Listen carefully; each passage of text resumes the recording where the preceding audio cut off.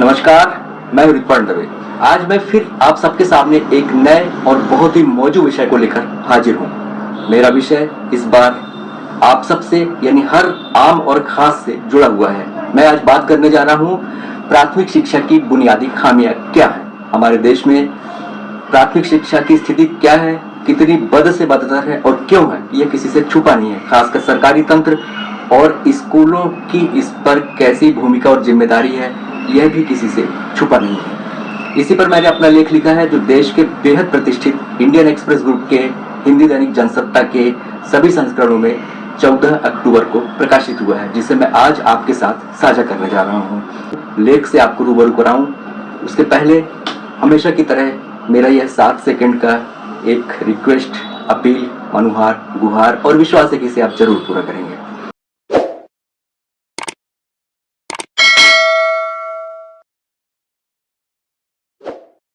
तो अब सीधे चलते हैं अपने उस लेख पर, जो इंडियन एक्सप्रेस ग्रुप के बेहद लोकप्रिय हिंदी दैनिक जनसत्ता में प्रकाशित हुआ है और जिसका शीर्षक है प्राथमिक शिक्षा की बुनियादी खामियां। तो चलिए सीधे लेख पर चलते हैं। सरकार की प्राथमिकताओं में गुणवत्तापूर्ण और निःशुल्क प्राथमिक शिक्षा को अनिवार्य बनाने पर काफी बातें होती हैं, लेकिन इसमें जुटा सरकारी तंत्र और विद्यालय जो नतीजे दे रहे हैं वे चिंताजनक हैं। भारत जैसे देश में निजी संस्थाओं को छोड़ दें तो सरकारी विद्यालय कैसे हैं, यह सर्वविदित है। एक कटु सत्य भी है कि प्राचीन काल में हमारी बाल शिक्षा, जिसे अब प्राथमिक कह सकते हैं, विश्व में सबसे अलग थी। गुरुकुल की सबसे पुरानी परंपरा का उदाहरण आज भी दुनिया देती है। इसी कारण भारत विश्व गुरु कहलाया। गुरुकुलों को पहले मुगलों ने प्रभावित किया, फिर अंग्रेजों ने बंद ही करवा दिया। इस पद्धति में दंड नहीं दिया जाता था, लेकिन मुगलों के दौर में बदलाव लाकर शिक्षक को दंड पकड़ा दिया गया। अंग्रेजी हुकूमत ने गुरुकुलों को गैर कानूनी तक घोषित कर दिया। प्राथमिक शिक्षा की गुरुकुल पद्धति कैसी थी, इसके उदाहरण दिए जाते हैं। यह कैसे नष्ट हुई, इस पर विदेशी विद्वानों की भी चिंताएं सामने आईं। अमेरिका के प्रसिद्ध लेखक, इतिहासकार एवं दार्शनिक विलियम जेम्स डुरांट की किताब द स्टोरी ऑफ सिविलाइजेशन में बड़ी साफगोई से काफी कुछ लिखा गया है। इसकी कुछ पंक्तियां सच्चाई दर्शाती हैं। भारत से ही हमारी सभ्यता की उत्पत्ति हुई थी। संस्कृत सभी यूरोपीय भाषाओं की माँ है। हमारा समूचा दर्शन संस्कृत से उपजा है। हमारा गणित इसकी देन है। लोकतंत्र और स्वशासन भी भारत से ही उपजा है। विडंबना देखिए, आज उस देश में शिक्षा व्यवस्था को लेकर पीड़ा व्यक्त की जाती है, लेकिन जो सत्य है वह दुनिया के सामने है। इसी पुस्तक में वे लिखते हैं कि भारत के बारे में पुख्ता ढंग से लिखने के लिए मैं बहुत गरीब सिद्ध हुआ हूँ।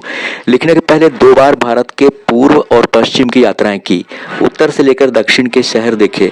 5000 साल पुरानी सभ्यता के सामने मेरा ज्ञान बहुत तुच्छ और टुकड़े भर का है। इसके दर्शन, साहित्य, धर्म और कला का विश्व में कोई सानी नहीं है। इस देश की अंतहीन धनाढ्यता, इसकी ध्वस्त हो चुकी शान और स्वतंत्रता के लिए शस्त्रहीन संघर्ष से भी अब भी झांकती है। यहाँ मेहनतकश लोगों को अपने सामने भूख से मरते देखा। यह अकाल या जनसंख्या वृद्धि से नहीं, बल्कि ब्रिटिश शासन काल की चाल से तिल तिल कर मर रहे थे। भारतीयों के साथ घिनौना अपराध इतिहास में दर्ज हो चुका है। अमेरिकी होकर भी मैं ब्रितानियों के इस अत्याचार की निंदा करता हूँ। जब अंग्रेज भारत आए तो देश में शिक्षा का एक सुगठित ढांचा था। बच्चे गुरुकुल में पढ़ते थे। अंग्रेजों ने इस प्राचीन शिक्षा व्यवस्था को ध्वस्त कर व्यावसायिक विद्यालयों को बढ़ावा दिया। उन्होंने प्राचीन शिक्षा व्यवस्था का आधा हिस्सा तो आते ही तबाह कर दिया। इसके बाद भारत में आम शिक्षा आमजन के लिए आसान नहीं रही।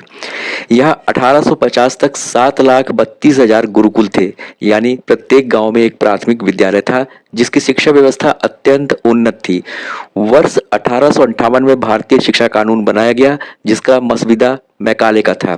इस तरह बड़ी साजिश के तहत गुरुकुलों का अस्तित्व समाप्त कर उसे पाश्चात्य रंग में रंगने और फूट डालो शासन करो की नीति के तहत षड्यंत्र हुए। गुरुकुलों का दमन कर ऐसी शिक्षा व्यवस्था बनाई गई कि स्वतंत्रता के 77 वर्षों के बाद भी यह भटकी हुई लगती है। भारत के बाद डेनमार्क दुनिया का पहला देश कहलाया, जिसने अनिवार्य सामूहिक शिक्षा की सरकार नियंत्रित प्रणाली शुरू की। यहाँ 1721 में स्कूल विकसित हुए।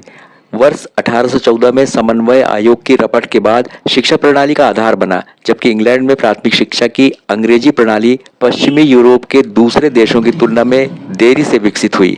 19वीं सदी में ज्यादातर प्राथमिक शिक्षा चर्च द्वारा मुख्य रूप से गरीब बच्चों को दी जाती थी। शिक्षा के विस्तार में सरकार की रुचि नहीं थी। वर्ष 1860 में प्राथमिक विद्यालयों के संगठन से संबंधित नियमों की एक राज्य संहिता तैयार कराई और 1862 में इसे समायोजित किया। स्कूली पाठ्यक्रमों की गुणवत्ता और निरीक्षण की राष्ट्रीय प्रणाली बनाई गई। इसमें कुछ छात्रों के पढ़ने लिखने के स्तर और गणित कौशल की जांच होती थी।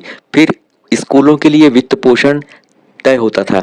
वर्ष 1900 तक उत्तरी अमेरिकी देशों ऑस्ट्रेलिया, न्यूजीलैंड और उत्तरी पश्चिमी यूरोप के कुछ देशों ने स्कूली शिक्षा के प्रसार में अग्रणी भूमिका निभाई।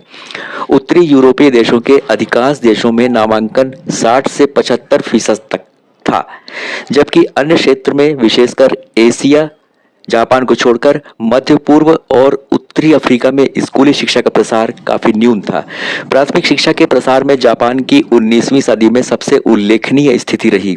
जापान की तुलना में थाईलैंड में प्राथमिक शिक्षा का प्रसार ज्यादा सफल रहा।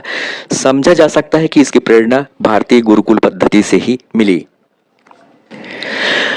पूरे विश्व ने भारतीय गुरुकुल की शिक्षा के महत्व को समझा। यह कहने में कोई संकोच नहीं कि प्राथमिक शिक्षा, जिसकी सदियों पहले भारत ने गुरुकुल परंपरा से शुरुआत की, वह विश्व का अग्रदूत बना। उसने शिक्षा, विशेषकर प्राथमिक शिक्षा पर सबको संदेश दिया, मगर विद्वेष, आपसी फूट और गुलामी के चलते इसे समाप्त करने की साजिश हुई। इसमें मैकाले की चाल सफल रही। फिर भी विश्व बाल शिक्षा के महत्व का भारतीय संदेश समझ चुका था। हो भी क्यों ना, राष्ट्रों के निर्माण और शक्ति के लिए जन शिक्षा के महत्व का अलख भारत ने ही जगाया था। गुलामी से मुक्ति के बाद भारत में भी शिक्षा, विशेषकर प्राथमिक शिक्षा को लेकर बदलाव होते रहे। यह कैसी विडंबना है कि 1823 में 100% साक्षरता वाला देश 1947 में महज 12% साक्षरता पर आ गया। इसी चुनौती से निपटने के लिए आज कई प्रयास हो रहे हैं। स्वतंत्रता के 77 वर्षों के बाद भी शिक्षा को लेकर अव्यवस्था, लिंग, भाषाई और भौगोलिक अंतर की खाई को नहीं पाटा जा सका। यह प्राथमिक शिक्षा में साफ झलकती है। 2023 की वार्षिक शिक्षा स्थिति रिपोर्ट के अनुसार 8वीं कक्षा के 3 में से एक छात्र दूसरी कक्षा के छात्र के स्तर तक नहीं पढ़ सकता है तथा आधे से अधिक बुनियादी विभाजन नहीं कर सकते हैं। 14 से 18 वर्ष की आयु के 1/4 किशोर अपने क्षेत्रीय भाषाओं में दूसरी कक्षा का पाठ धारा प्रवाह नहीं पढ़ सकते हैं। आज सरकार नियंत्रित प्राथमिक विद्यालयों पर और ज्यादा ध्यान देने की जरूरत है।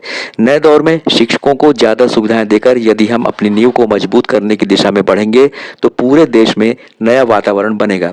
शिक्षकों को भी पूर्ण समर्पण से जुटना होगा।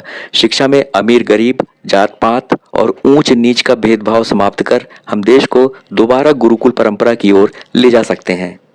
तो कैसा लगा आपको मेरा ये लेख? विश्वास है कि जरूर आपको अच्छा लगा होगा और आपने भी चिंतन मनन किया होगा और आपने भी इस चीज को समझा होगा कि जो मैंने लिखा है उसमें काफी बारीकियां भी हैं और यथार्थ भी है, सत्यता भी है। तो बहुत जल्द फिर मैं किसी नए विषय के साथ आपके सामने आऊंगा। तब तक के लिए मुझे दीजिए इजाजत और स्वीकारिए मेरा नमस्कार।